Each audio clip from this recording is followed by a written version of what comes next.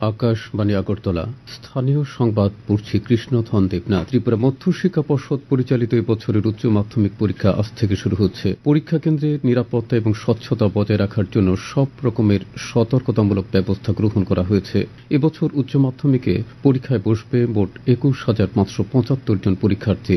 এর মধ্যে মাদ্রাসা ফাজিল পরীক্ষায় বসবে ১৯ জন এবং মাদ্রাসা থিওলজি পরীক্ষার্থী রয়েছেন ৪৯ জন। ৬০টি কেন্দ্রের আওতাধীন ৯৫টি নির্ধারিত বিদ্যালয়ে পরীক্ষা গ্রহণ করা হবে।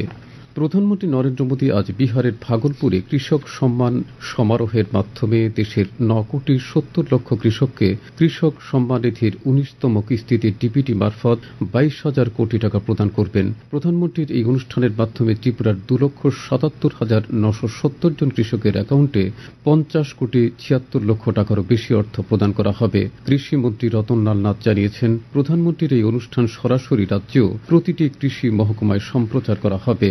প্রধানমন্ত্রী নরেন্দ্র মোদী বলেছেন, ভারত দ্রুত কৃত্রিম বুদ্ধিমত্তার ক্ষেত্রে শক্তিশালী আত্মপরিচয় তৈরি করেছে। গতকাল আকাশবাণীর মন কি বাত অনুষ্ঠানে প্রধানমন্ত্রী আরও বলেন, ভারতবাসী নতুন প্রযুক্তি গ্রহণ এবং ব্যবহারে পিছিয়ে নেই। শ্রী মোদী উল্লেখ করেন, সম্প্রতি প্যারিসে অনুষ্ঠিত কৃত্রিম বুদ্ধিমত্তার বিশ্ব সম্মেলনে এই ক্ষেত্রে ভারতের অগ্রগতি প্রশংসিত হয়েছে। প্রধানমন্ত্রী বলেন, আগামী ৮ই মার্চ আন্তর্জাতিক নারী দিবসে তিনি বিভিন্ন ক্ষেত্রে দেশের নির্বাচিত কিছু অনুপ্রেরণাদায়ী নারীর কাছে একদিনের জন্য তাঁর সামাজিক মিডিয়া অ্যাকাউন্টগুলো হস্তান্তর করবেন। প্রধানমন্ত্রী আরও বলেন, ফিট ও সুস্থ জাতি গঠনের জন্য স্থূলতার সমস্যা মোকাবেলা করতে হবে। এই প্রথমবারের মতো নারী শান্তিরক্ষীদের দুদিনের সম্মেলন আজ থেকে নতুন দিল্লিতে অনুষ্ঠিত হচ্ছে। ভারতীয় প্রতিরক্ষা মন্ত্রক এবং জাতিসংঘ শান্তিরক্ষা কেন্দ্রের সহযোগিতায় পররাষ্ট্র মন্ত্রক এই সম্মেলনের আয়োজন করেছে। সম্মেলনে বিশ্বের ৩৫টি দেশের নারী শান্তিরক্ষী বাহিনীর প্রতিনিধিরা অংশ নেবেন। বিদেশমন্ত্রী ডক্টর এস জয়শঙ্কর সম্মেলনে মূল বক্তব্য রাখবেন। প্রধানমন্ত্রী নরেন্দ্র মোদী বলেছেন, সবার জন্য স্বাস্থ্য তাঁর সরকারের সংকল্পের অন্যতম প্রধান স্তম্ভ।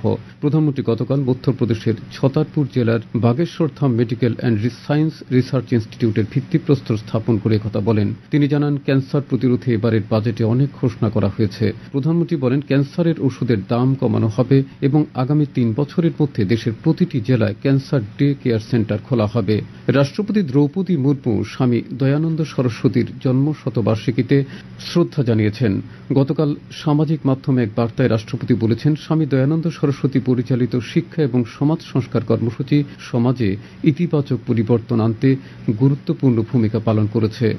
পরম পুরুষ রামকৃষ্ণ পরমহংসদেবের ১৯০তম আবির্ভাব তিথিকে সামনে রেখে গতকাল কৈলাসহর রামকৃষ্ণ মিশন আশ্রমে এক রক্তদান শিবির অনুষ্ঠিত হয়। শিবিরে ৯ জন মহিলা সহ মোট ৬৪ জন স্বেচ্ছায় রক্তদান করেন।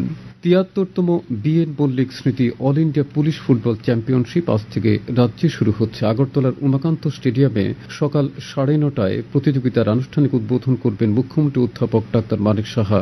এই আসরে ৪৫টি দল অংশ নিচ্ছে। উদ্বোধনী ম্যাচে গতবারের চ্যাম্পিয়ন মিজোরাম উত্তরপ্রদেশের মুখোমুখি হচ্ছে।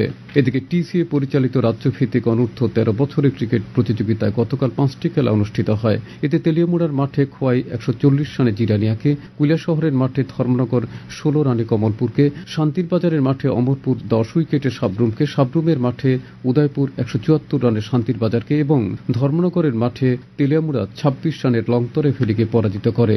আজকের আকাশ আংশিক মেঘাচ্ছন্ন থাকবে। রাজ্যের কিছু কিছু জায়গায় বজ্রবিদ্যুৎ সহ বৃষ্টিপাতের সম্ভাবনা রয়েছে। দিনের তাপমাত্রা সর্বোচ্চ ৩১ ডিগ্রি সেলসিয়াস এবং সর্বনিম্ন ১৮ ডিগ্রি সেলসিয়াসের কাছাকাছি থাকবে। আজ ভোরের সর্বনিম্ন তাপমাত্রা ছিল ১৭ ডিগ্রি সেলসিয়াস। খবর শেষ হলো।